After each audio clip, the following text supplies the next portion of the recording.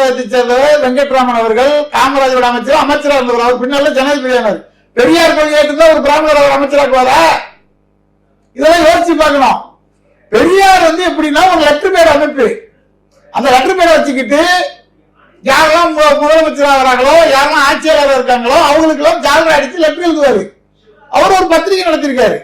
அந்த பத்திரிகையில ஆட்சியாளர்கள் புகழ்ந்து கதை கட்டுரை எழுதுவாரு. அந்த அடிப்படையில் அவர் ஆதரிச்சார் சொல்றதுதான். காமராஜரை குடியேற்றத்தில் 100க்கும் மேற்பட்ட லெட்டர் பேர் அமைப்புகள் ஆதரிச்சது.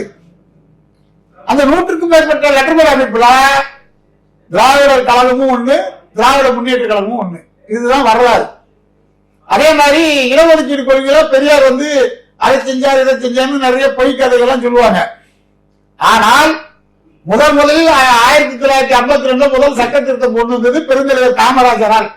பிற்படுத்தப்பட்டவர்களுக்கு இடஒதுக்கீடு வழங்கணும்னு சொல்லி தன்னுடைய அரசியல் ஆளுமையால் அன்றைய பிரதமர் நேருவுக்கு நெருக்கமாக இருந்த காரணத்தினால் அவருடைய அரசியல் ஆளுமையால் நெருக்கடி கொடுத்து முதல் சட்ட திருத்தம் நடைபெற்றதுன்னு சொல்லி முதல் சட்ட திருத்தத்தின் மூலவர் பெருந்தலைவர் காமராஜர் சொல்லி ஒரு ஆர்டிக்கல் இருக்கு, ஒரு புத்தகம் இருக்கு. மிக தெளிவாக அந்த வரலாற்று குறிப்பிடம் பதிவு செய்யப்பட்டிருக்கு.